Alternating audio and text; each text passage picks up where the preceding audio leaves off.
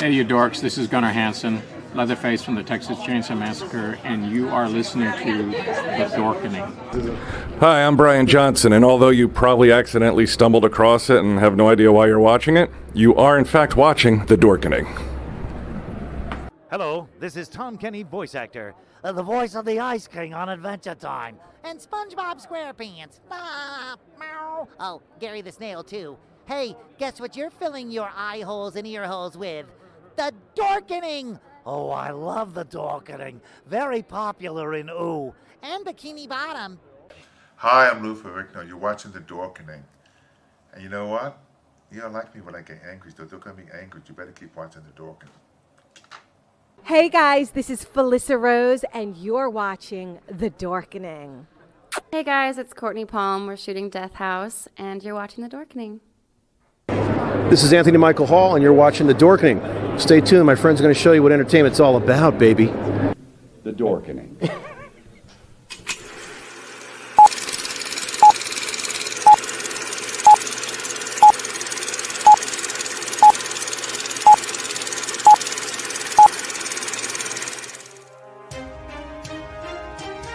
The Dorkening and all affiliated shows are not intended for anyone under the age of 18. The following may contain discussions or scenes that have adult situations, graphic violence, nudity, strong sexual content, and graphic language. This show is intended for mature audiences only. Viewer discretion is advised.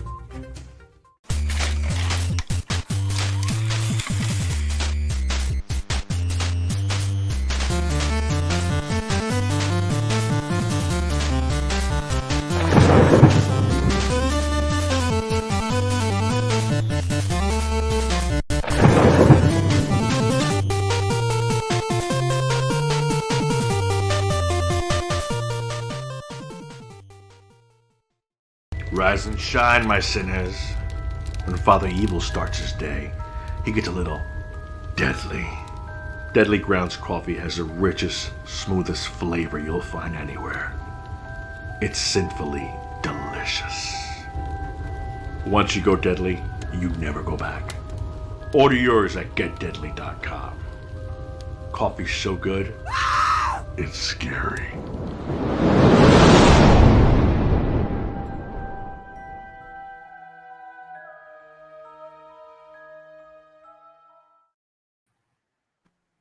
Hey, we are now live for another episode of the Wicked Horror Show. We got an awesome show scheduled for you today.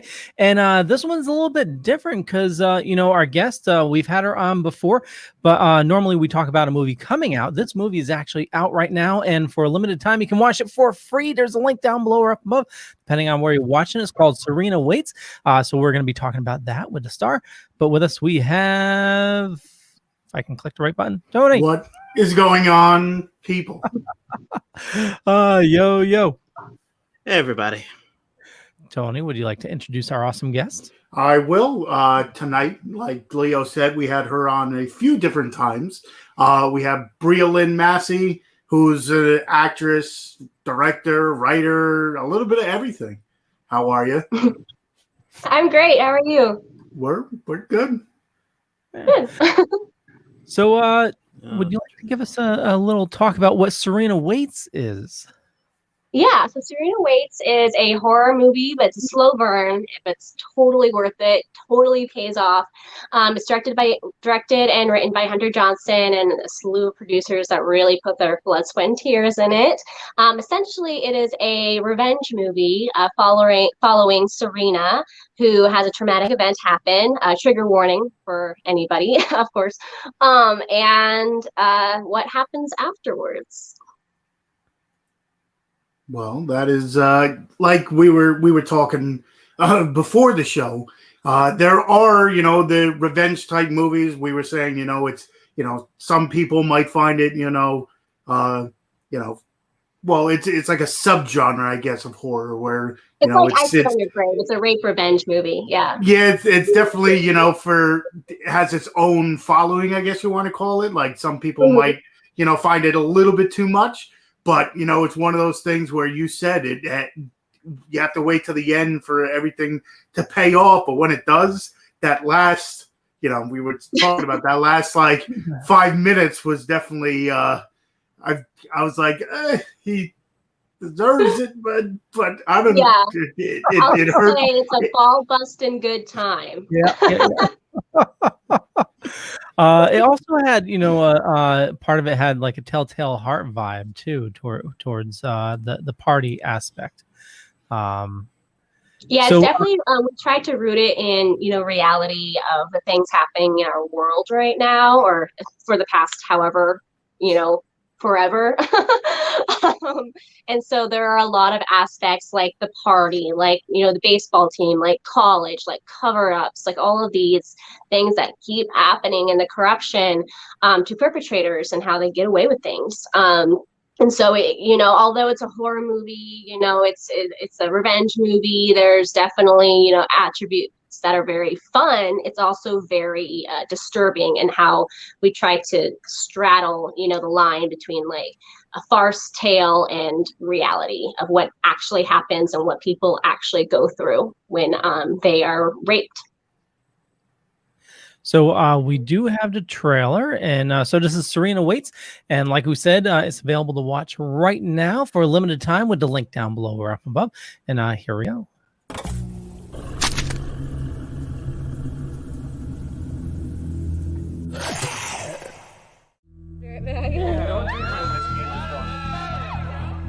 What's your name? I'm Serena.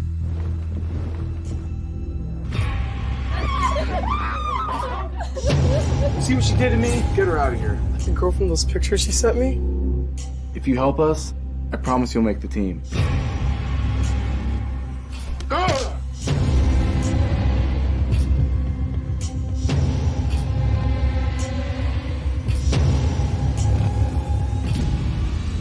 did something bad. And I think it's all connected. What did you do? I've been having nightmares too. I've been seeing things that aren't there, hearing knocking in the middle of the night and no one's there. There's scratching.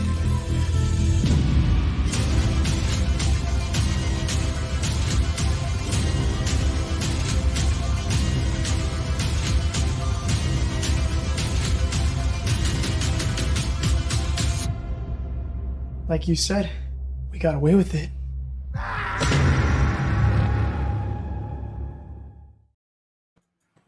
Yikes, that's painful to watch. Good.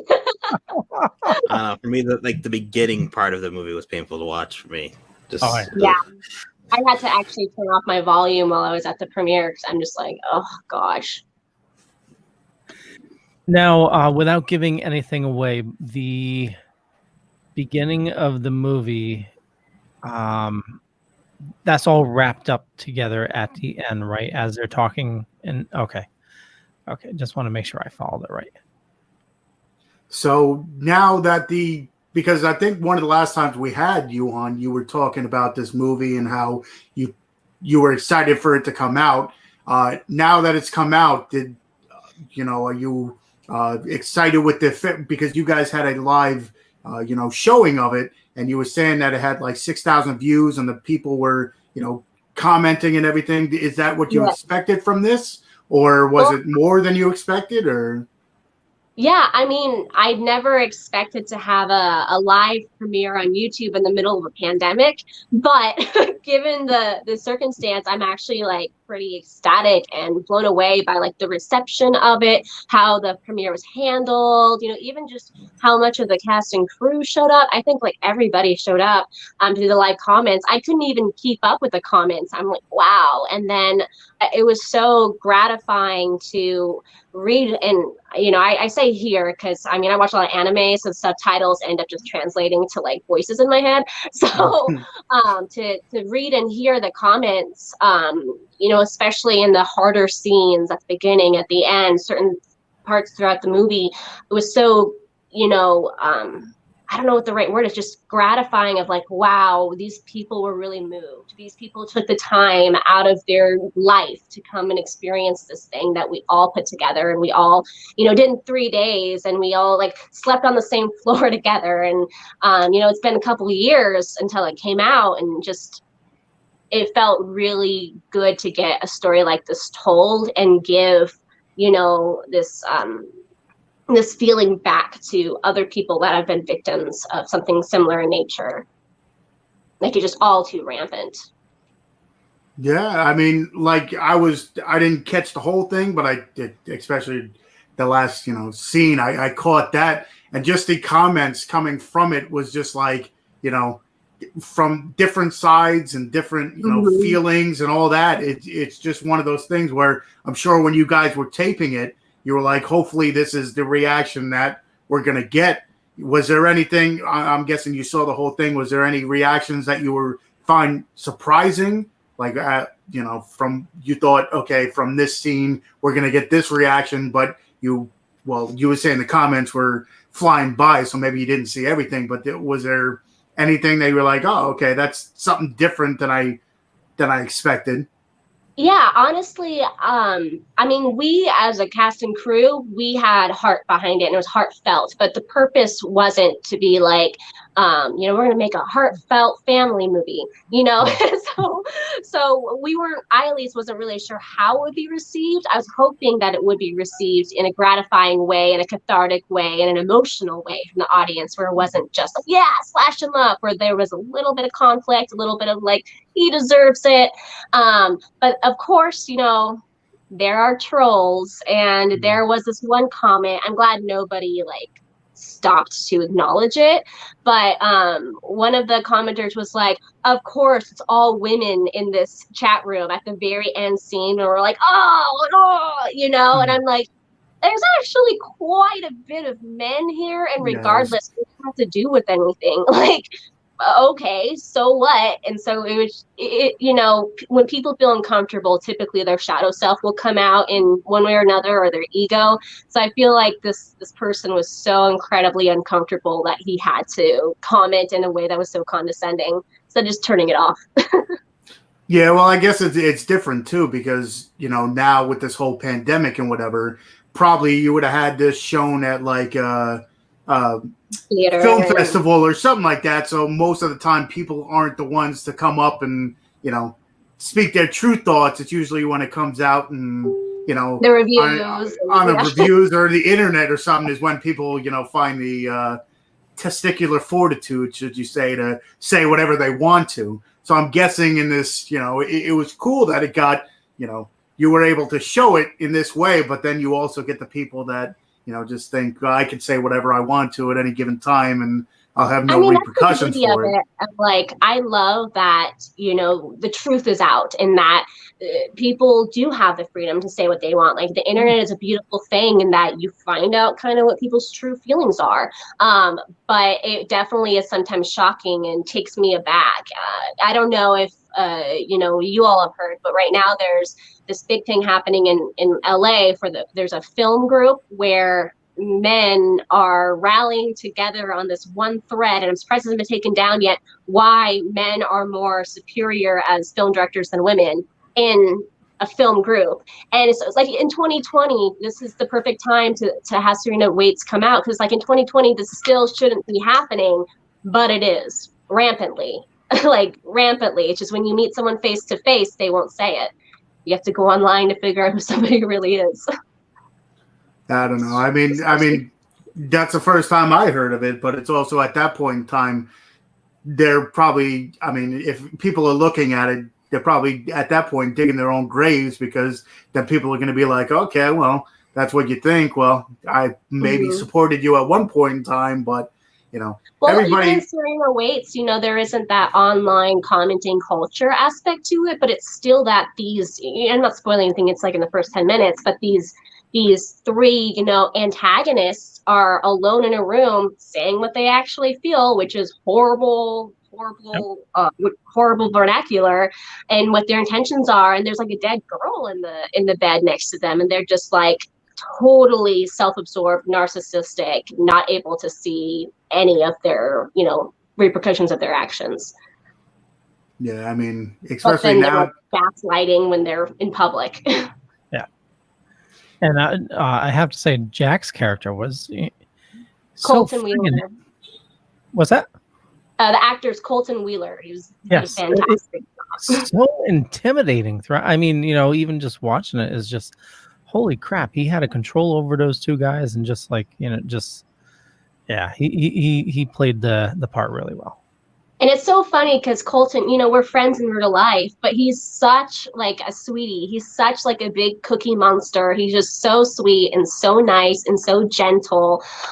So he's nothing like Jack. So it was really funny on set to see him be the character. And it kind of worked out that like I was supposed to be drunk sometimes because I know Colton. So when he was really intimidating, sometimes I just start laughing because it was just so like out of character. And it worked because I was supposed to be intoxicated, but man, he did such a great job portraying this like narcissistic, insecure person that has to control things outside himself to like not let people know who he really is, which is just a little scared, coward, selfish person. Well, usually that's how it works nowadays, but yeah, the intensity of this movie, is that what kind of drew you to it? Like when you read the script, are you like, I need to be a part of this because of the subject matter, or how'd you get involved with the whole thing? Yeah, so Hunter Johnson and I were really close friends at the time, and he was in a web series I did. It was one of the first things I wrote and directed. I basically just grabbed a camera and was like, I'm going to learn how to make movies. And so he was in that, and we worked together and we liked each other's vibes, and he called me up. I actually remember I was in the car with my boyfriend, Chris Cotto, outside of DreamWorks, and Hunter called me up and was like, hey, I have this movie. It's a sheet ghost movie. I'm like, a sheet ghost? What? He's like, yeah, a ghost with like a sheet. And I'm like, okay, all right. And he's like, but it has a really good message, has a really good heart behind it, but there's going to be a rape scene in it. Is that something you're comfortable with? I'd like for you to, play the title character. And I actually am a very large advocate for domestic abuse, for rape survivors, for mental health, for, empowering people that are disempowered. And I was like, yeah, I'm on board. Like, I would love to play this part and, give an experience and a voice to the people that don't get a voice, or are gaslit into hiding, or, just going away because perpetrators don't want to deal with their interactions. So I was on board with the way that Hunter had pitched it, which was, you know, a strong movie. It's gonna be intense, but it has a purpose. And it actually, you know, as triggering as it can be, or is, watching it again, you know, years later, the ending was so satisfying.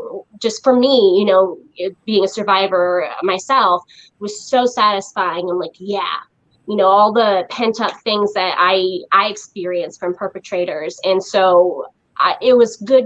It was a good instinctual call and a good pitch from Hunter Johnson, to give back, which is what everything I want to do is I want to give back to people that don't have a voice, and be like, hey, I see you, and hey, I got you. Let's do this together. Well, that definitely is one that you know, you definitely got your revenge in that one. Yeah. Leo, you're gonna say something? Yeah, no, I was gonna ask. So, was there any particular movie or performance that you drew from for inspiration during this? Gosh, if you had asked me this years ago, it was so long ago.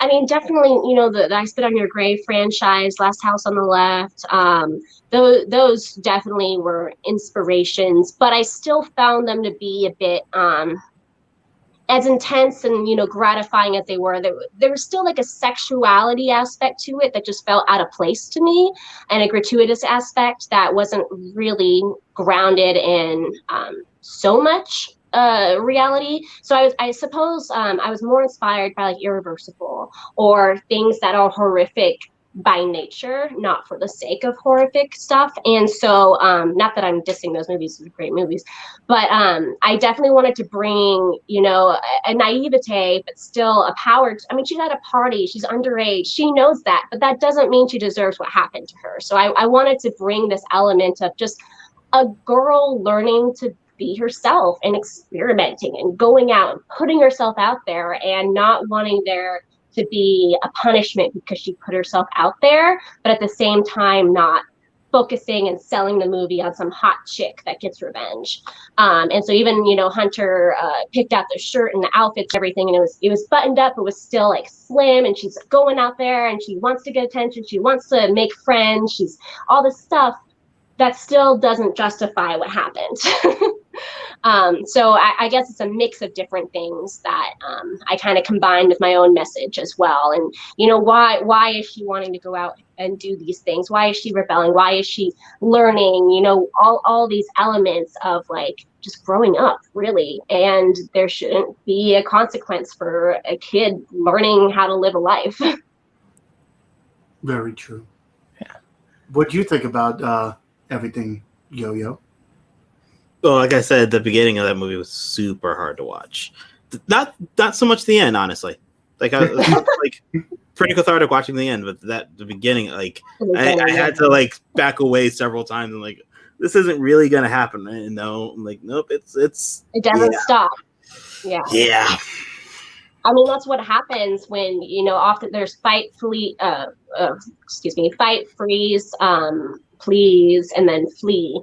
And so, I mean, there's a slew of things. And so it's, you know, that disconnect. She starts to fight first, and then she realizes she can't fight, and then she freezes. And so these are all survival methods. And when, you know, a perpetrator is doing a terrible thing to somebody, our brain and our nervous system is on the fritz of like, what do I do to survive, going through all these different things. But it doesn't stop. It doesn't stop so you can make up your mind. It doesn't stop so you can escape. It keeps going. And at the end, you know, desensitization, disconnect, these things, unfortunately, were survival methods, you know, way back when, that are still an evolutionary trait. And so it's so, like you said, hard to watch because it's not stopping. That's what happens. It doesn't stop. And it just doesn't stop. And it's powerless. And it's a disgusting, horrible experience to not only live, but, you know, to be a part of, not let alone to watch or know that it happens. And yet our society keeps discrediting that and keeps acting like it's not a big deal, or like she asked for it, or these things that are ridiculous, and you disconnect from what actually happened. So in Serena Waits, when you have to watch it, you cannot, discredit it. You cannot say like, oh, well, it wasn't that bad. Oh, well, she was drunk, so she wanted it. Oh, well, she kissed him, so she thus wanted to be raped. No, I mean, consent, you can take it away at any point.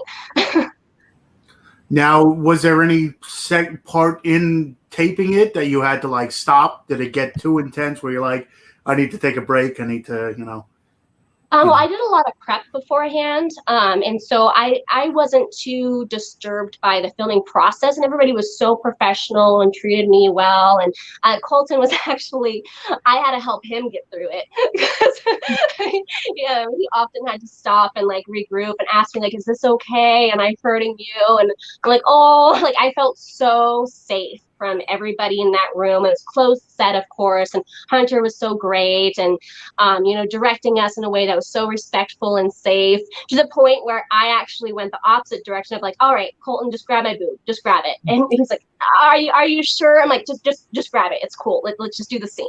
So it was harder to watch than it was to film. Interesting. Leo? Yeah, actually, so when you're talking about the first scene, I thought you meant the first scene with the guy in the dance studio. Oh. Yeah. Wait, what? No. Which death are you talking about? We're talking to a Leo who's, not into horror as much as we are. So his scary scene might be a little bit different than No, I totally agree. The scene with Serena is definitely much worse than the one at the very end. I thought you meant the dance studio guy when never mind. Forget me. I mean, that's pretty disturbing as well, but yeah, but not as bad as why did he have to get the baseball bat? Why? Because he's a baseball player. But okay, I don't want to spoil anything. One thing I do want to spoil is this podcast is brought to you by Deadly Grounds Coffee, and if you check the links down below or up above, you'll find a link to Deadly Grounds. And now more than ever, we need to support local artists like Brialynn, and also local businesses like Deadly Grounds. It's a mom and pop shop right here in Connecticut. But you know what? Here's a zombie talking about coffee. Everyone thinks because you're a zombie, you don't know good coffee. Well, they're wrong. There's only one brew that gets my seal of approval. Deadly Grounds coffee is my guilty pleasure. The aroma is so intoxicating. It brings all of my neighbors out of the woodwork. Deadly Grounds coffee. Coffee to die for and zombie approved. It's good to get a little deadly. Use the front door! Oh, they're so disgusting. So, I love that. Brialynn, let's talk a little bit about your career. Now, you've been doing a lot of acting. You've also done some directing and producing. Where do you see yourself progressing? I mean, I love directing and I love writing. I also love acting. I'm kind of at the point where I'm going to be much more picky with the acting choices I make. There's a lot of corruption I find, especially with like a male-dominated project from male's point of view, and I just don't really want to be involved with people's egos anymore. And so I do see myself writing and directing more. I actually have a feature film we're finishing up called Vengeance Girl, which Hunter Johnson also helped to produce, which is horrific in similar nature. There's a little bit more of a supernatural feel to it, but I definitely find it more cathartic to write and direct these stories and these voices and these feelings that I'm wanting to put out into the world and bring a voice to. I feel like the more control I have over a project and the more elements I'm a part of, the more that voice gets out, rather than like filling in a formula or a story that's been told or the hero's journey and all these things that I kind of get pigeonholed into as an actor to tell other people's stories. Do you have because of this pandemic and the lack of filming, did you find yourself writing more or, oh, yeah, brainstorming writing more and such? Yeah, I have like a billion stories I want to write now. It's just like, it doesn't stop. But yeah, so it also gave me more time to finish up Vengeance Girl. Me and my mentor have been exchanging notes and everything, so that's good. And then more time to write, of course. And then producing wise, me and my partner, Chris Cotto, we have a couple scripts done that we're just looking for money now to be able to produce, hopefully when COVID lifts up a little bit. And then Hunter, actually, his new movie, I'm filming in 2 weeks with him, so as an actor. Interesting. Well, yeah, I guess different states have different, restrictions on filming. I don't know exactly, how everything's going now, but it's good to see. Shut down here in California. They kind of go back and forth as to like what can be open and what you can do. So it's hard to keep up, especially with like pre-production, because it's very hard to just like change an entire way of shooting when you've already planned for it to be a certain way. I mean, it's possible, but it's just more of a headache, more money, more time. So it's a little bit disheartening. Going back to Serena Waits, you said that you filmed that in 3 days? Yeah. We shot it in 3 days. I mean, long days. Like, this was non-union, a couple of friends getting together, and just pouring our blood, sweat, tears into something. Yeah, I think Hunter wore the same outfit 3 days in a row. I'm like, bro, you smell. He's like, filming. You can't smell me in film. It's okay. Yeah, we all, pitched in. I was script supervisor one day. I helped with VFX because they were running late, all these different things. We rehearsed. It was definitely a very intense but like fruitful experience, and it brought us all a lot closer. Speaking of some, behind the scenes special effects, you were talking about a interesting prop used for one of the last scenes of the movie. You want to possibly talk about that? Yeah, so it was the very last scene we were filming, where there's a lot of torture and a lot of things getting, stabbed, cut off, whatever, busted. And we were running a little bit behind, and I had already kind of helped because I went to beauty school for visual effects, and they wanted me to do makeup, and I dropped out. I'm like, I really just want to do blood and gore. I don't want to cut hair and stuff. So I'm like, all right, bye. Beauty school dropout. But so I had been helping before VFX had showed up. And then they came, and I'm like, because I don't even remember if it was me or whatever, but we were missing a penis. And I'm like, oh no, we don't have a penis. What are we going to do? And Rod, he's so calm and so professional all of the time. Or maybe the penis was an afterthought. I don't even remember. But we needed a penis. And he was so calm. He's like, does anybody have a sausage? And I'm like, that's not going to look like a penis. We need something that looks like a penis with like a mushroom head. And he's like, I got this. And he just takes out a little pocket knife. He starts chiseling this sausage. And then all of a sudden, not only did it look like a penis and smell like a penis, it flopped around like a penis. It was the best like prosthetic ever and so cheap. And I'm just like, oh my God. It worked like a charm. It only took like 5 minutes to carve out this penis out of this, red hot link sausage. You always hear, and, like, the coarseness of it too matched like skin. It was just like, we're smacking people with it. Just the secrets of filming or whatever. People think they know exactly what it is, and nope, they have no idea. No idea that this sausage this penis was edible without causing too much impact. Should have had a special feature at the end when someone just takes and gnaws on it, and they're like, That probably would have been Lara Jean's part. Yeah, I mean, at that point in time, it would have tasted good at least. But yeah, I'm gonna harp back on it because at that point in time, just that when I join into watching the live stream, it was for the tail end of the movie with the like climax and everything, and I'm just like, oh gosh, I'm watching it and I'm just like, oh, okay, I'm feeling this, I'm hurting, I'm like, they deserve it, they deserve it, but I'm like, that hurt me inside.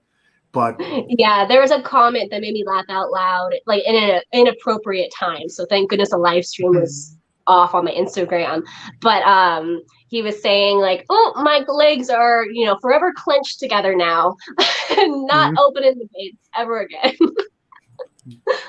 So you, of course, are the main actress in this. Everybody else I enjoy. I didn't see everyone else before probably the first movie. Did you all get along on set?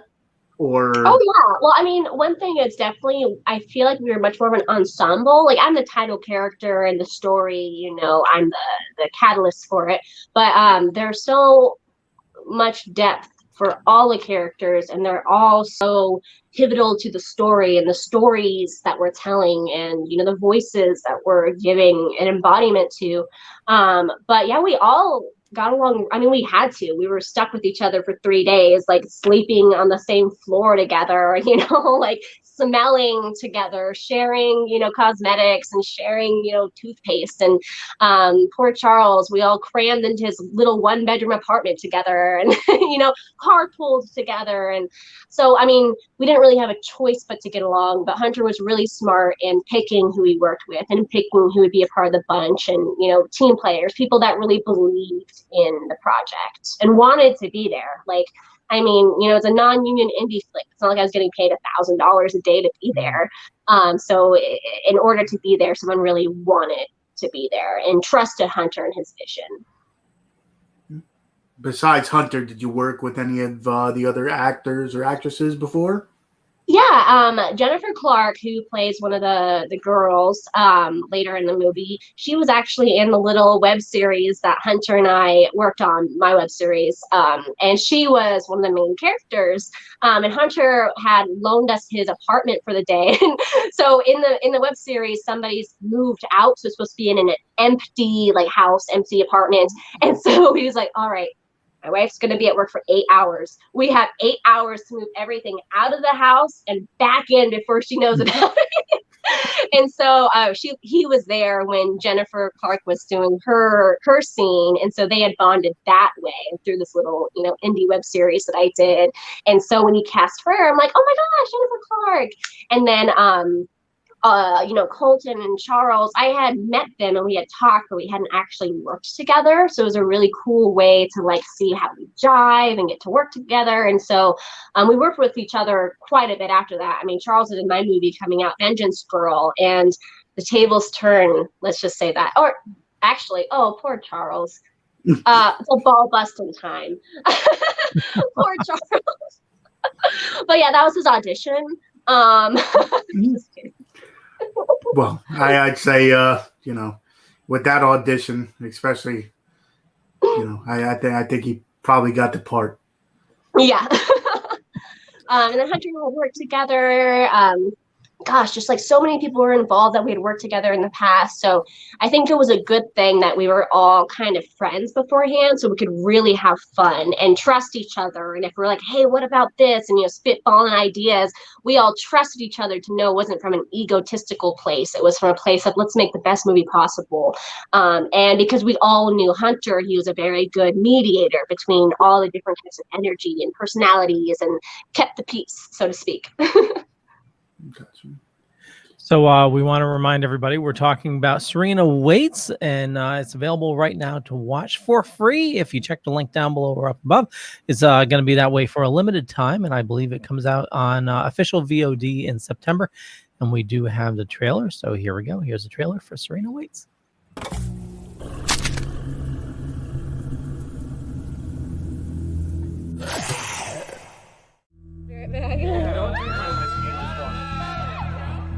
What's your name? I'm Serena.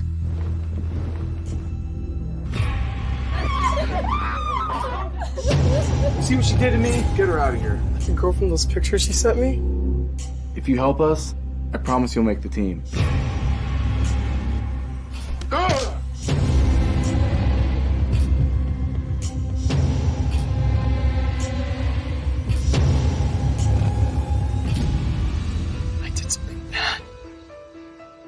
And I think it's all connected. What did you do? I've been having nightmares too. I've been seeing things that aren't there, hearing knocking in the middle of the night and no one's there's scratching.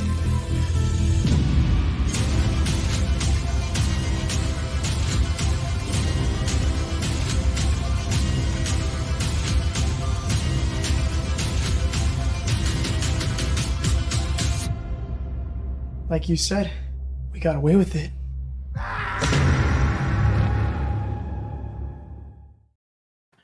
So in the chat room, I'm going to guess Paranormal Activity is Sergio's favorite movie. I didn't even see any of the comments. Any of the comments, because usually they Hi, pop Sergio. up. He's asking if you like Paranormal Activity, and I've seen that. Yeah. I mean, how do I? Okay, I'm on my phone, so I'm like, how do I maneuver this? Yeah, I mean, I really enjoyed the Paranormal Activity movies, like the earlier ones. Then it just got a little redundant, and witches, and I'm like, all right. But I mean, they were really cool at the beginning, I thought, and for found footage too, they did a really good job where it didn't feel like that slow, quirky found footage feel. Has there been any recent movie or even indie movie that you've seen that has really hooked you? Oh gosh. Okay. Yeah. So I mean, my favorite movies, The Ring, The Grudge, Japanese horror. Don't Look Up. But my new favorite. I mean, 31, Rob Zombie and Sherry Moon. I want them to be my parents. But my new favorite movie, Kuso by Flying Lotus. Oh my God. My mind was melting through that. It's on Shudder, and I love it. It would be a dream to be in a Flying Lotus movie. I'm just like, this person is brilliant. Like, brilliant. Just absolutely brilliant. And I made the mistake, and it's the first scene, so I'm not giving anything away, but I made the mistake of eating cinnamon rolls with extra frosting on top. And so I immediately had to put them away, and I have never eaten a cinnamon roll since, with frosting, let alone.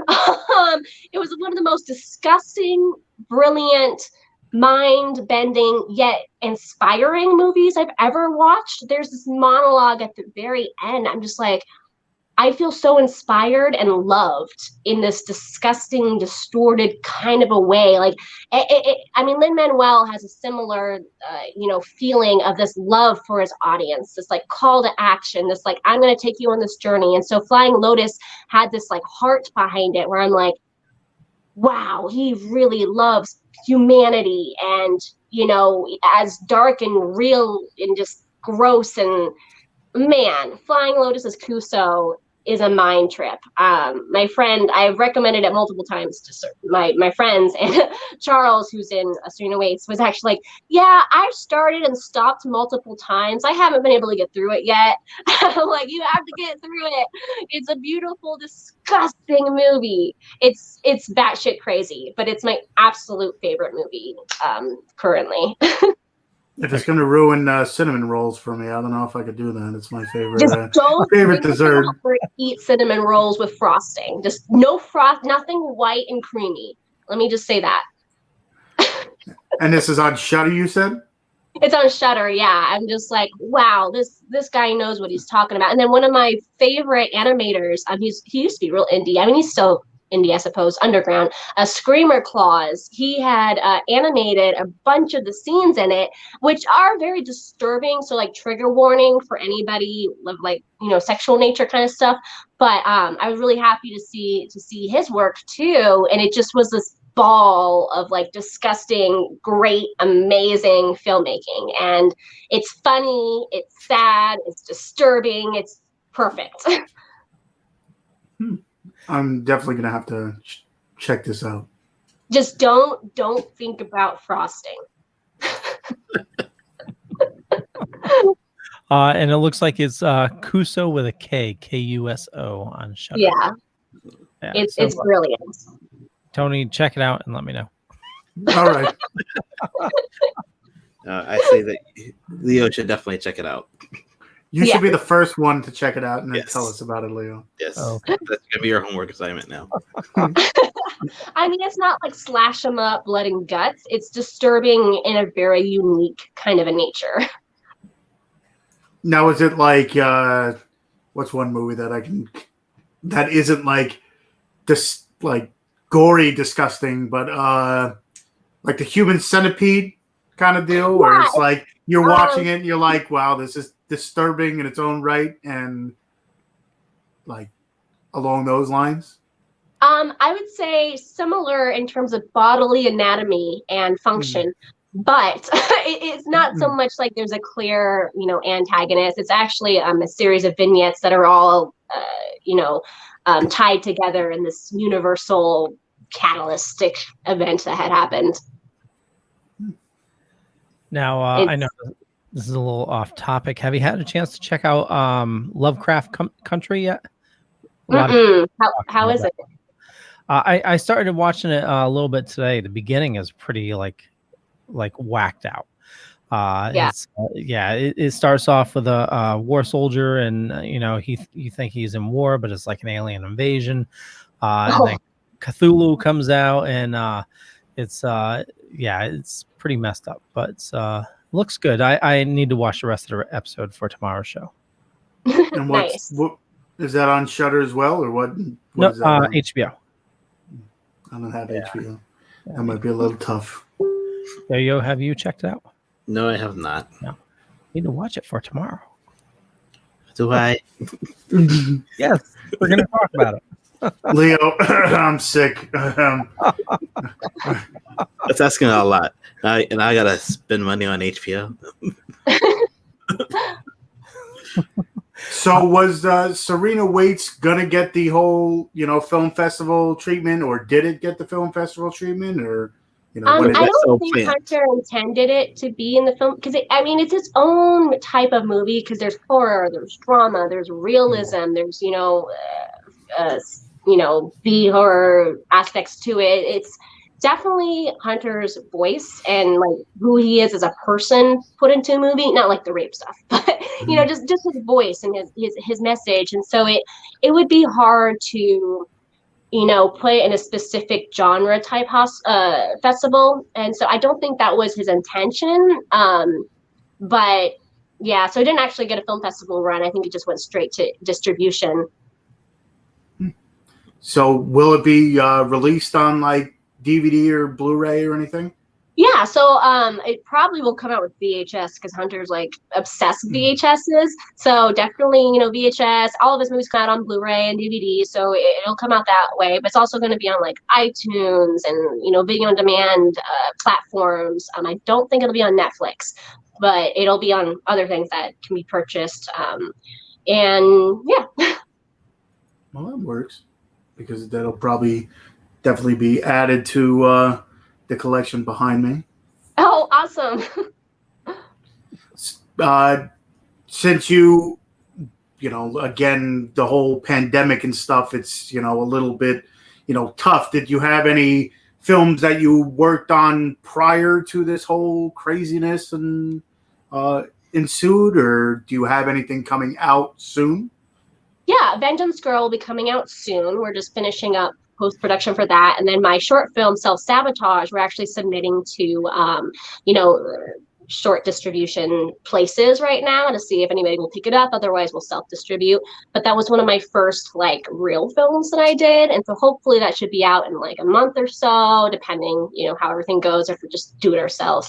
And Hunter Johnson actually helped produce that one, too. And Charles helped produce it as well, Self-Sabotage. So that should be good. Yeah, there's just so many things, in the pipeline. Alone, James Colin Brassek's movie. I was in that one as Perdita, this, victim that needs retribution. So that should be coming out soon. That Jason Segel movie, Above the Law, I played a prostitute heckling in one of the main characters, so that was kind of fun. And that's already out. Yeah. And what's the name of that one? Above the Law. Or Beyond the Law. Oh shoot, I'm doing a bad job. As Jason Segel and DMX and all these people.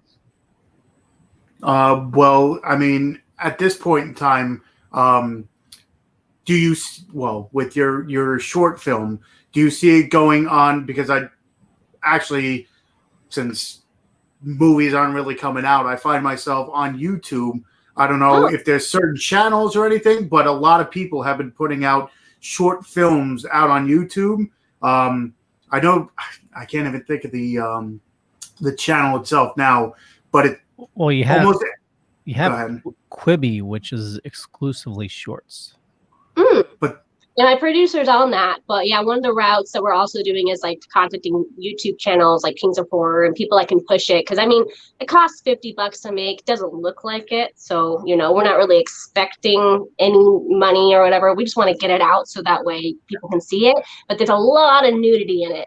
Not of sexual nature. I'm just naked in a bathtub for 10 minutes. So it's kind of hard to like, all right, where can this go? Where, you know, ideally, if we could get it on Shudder, that would be amazing, but that's very difficult to do. yeah, but well, at that point in time, if it's with the YouTube guidelines and stuff, I was going to say, I forget the channel itself, but it has, I think every Monday they post something like a new short. So me just surfing the web and stuff, it's definitely interesting, you know, seeing a lot of these short films coming out. I'm sure, I don't know if it's, you know, because of the pandemic where you can't, you know, take a week or whatever shooting that they do these shorts. Yeah, and putting people together. It's definitely hard to film, and I'm personally taking the time to be like, all right, the world is kind of stopped right now. What can I control, and like what is outside of my control? So like filming, unless somebody else is in charge of it, it's just a little uncomfortable for me because I don't want to be in charge of like putting people at risk or, you know, spreading anything or like breaking rules or anything. So I'm focusing on like writing, directing, promoting, editing, all these different aspects, as well as like self-care, because it's been really eye-opening to like, whoa, how important self-care and mental health is through this entire experience. Oh, exactly. It's the world's definitely gone to shit, and we gotta take care of ourselves, you know. Yeah, like it's written off as not very important, but like it's a part of human nature to take care of ourselves. You can't just run yourself thin and then you're trapped in a house with just you and you, having to deal with yourself. You mentioned doing some editing. What do you prefer for editing? Like system-wise? Yeah, Premiere, DaVinci, Final Cut. Well, I use Adobe Suites, but then I also use DaVinci for coloring because they discontinued speed grade, so that sucks. So I just transfer them, and I won't get super geeky on you, but yeah, I definitely prefer Adobe Suites.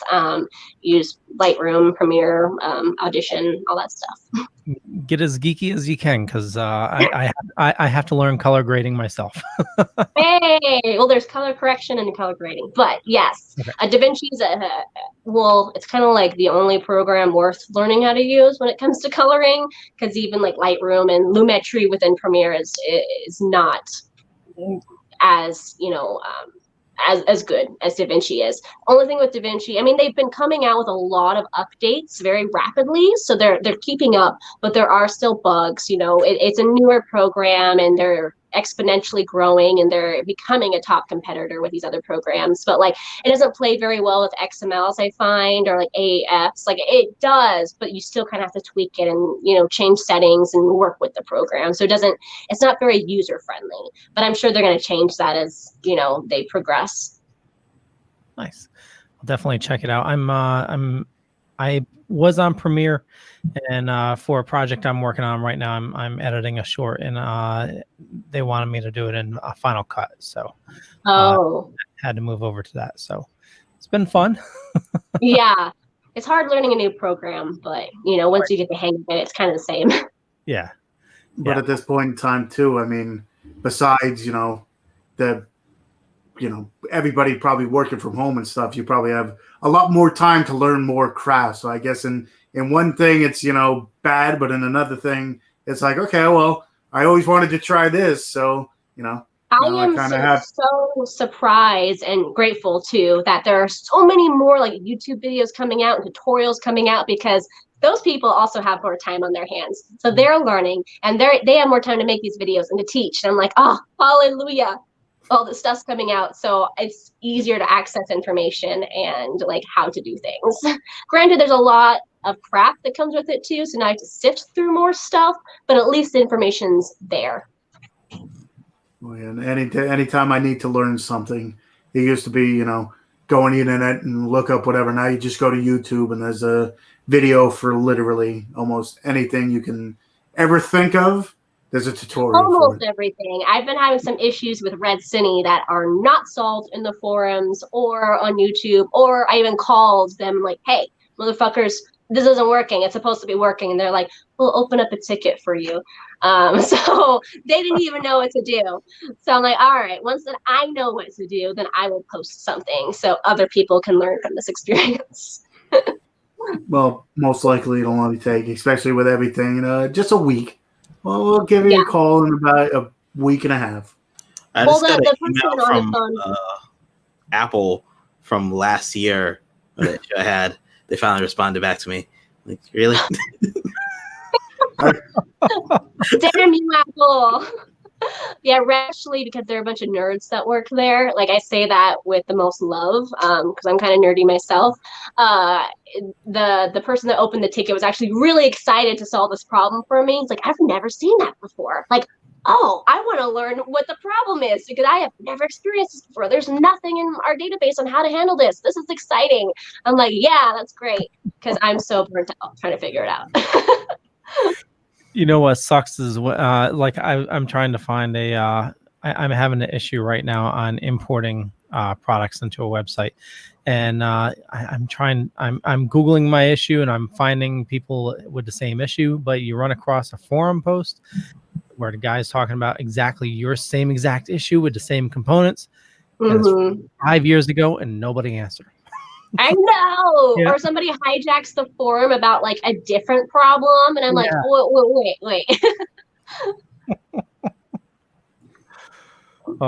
Yo, we need you to fix it. Did you fix it?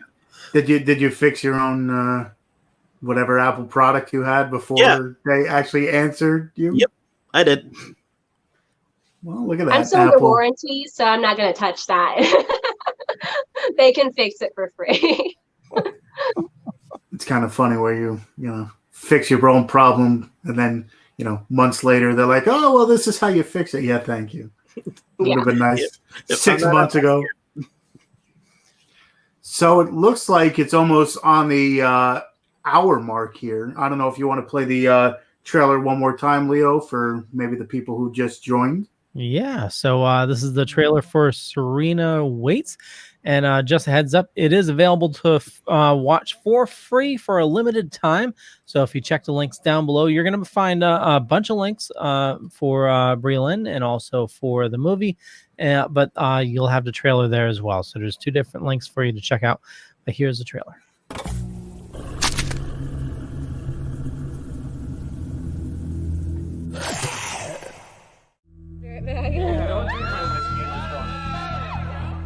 What's your name? I'm Serena.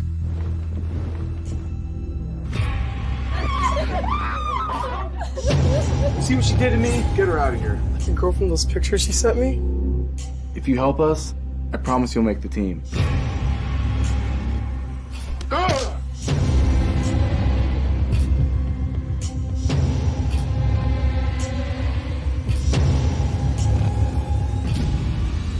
did something bad. And I think it's all connected. What did you do? I've been having nightmares too. I've been seeing things out there, hearing knocking in the middle of the night, and no one's just scratching.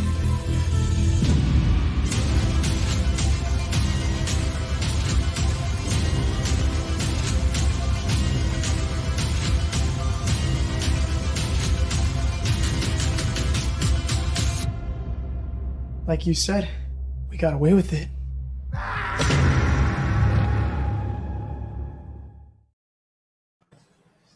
I know you couldn't see, but I squinted when that last scene.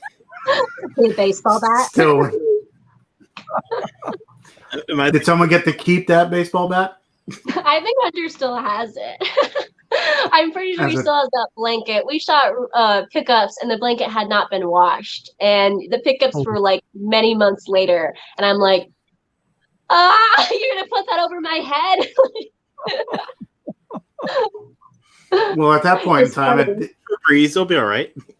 if you ever had like a crowdfunding for something, it's like, here, have the blanket used in this scene.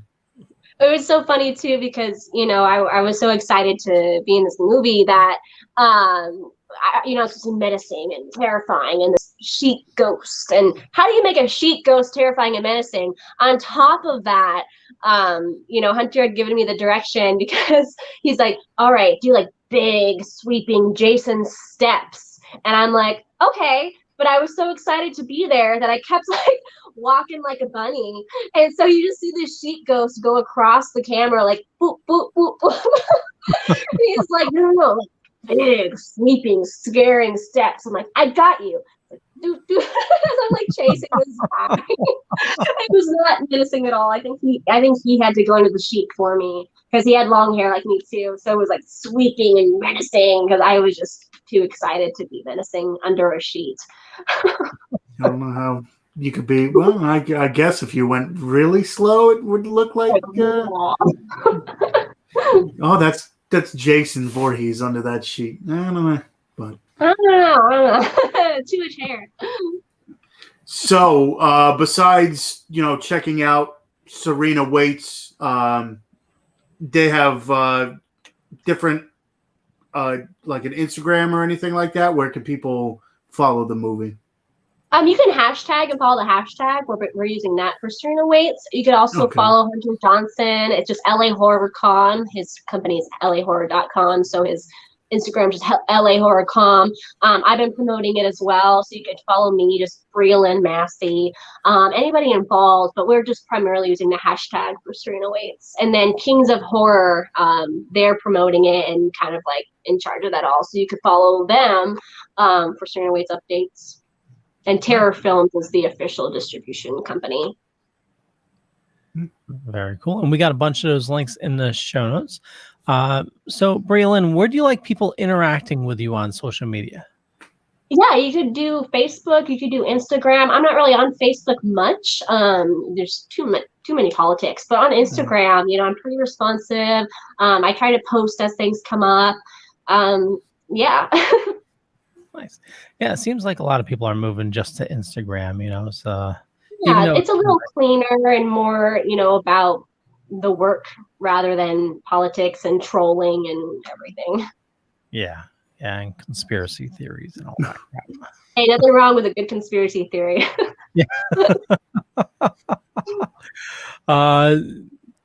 Yo. Boy Meets Phone on Twitter, though I barely am on there. Instagram, YouTube, Facebook, and you'll see Lara on the same social media channels. Tony? You can find me at Tony Has Nine Fingers on YouTube, where I do movie reviews or unboxings or showing off my collection. Tony Has Nine Fingers on Twitter, again, which I hardly ever use.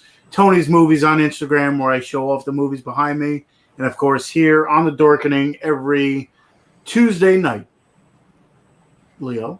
Yeah, and for me, just Google Leo Pond. You find a bunch of stuff. Could be true, could be not. But more importantly, head on over to thedorkening.com, where you can find all the shows on the network. But even more important than that, head on to the show notes down below or up above. Watch Serena Waits, and follow our awesome guests, Brialynn and Tony and Yo-Yo as well. And we'll catch you guys later. Thank you, Sergio, for watching and commenting.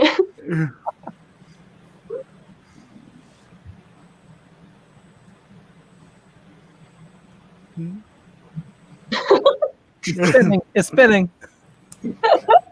Still alive. I know. What do I do? You want to see my dead cat?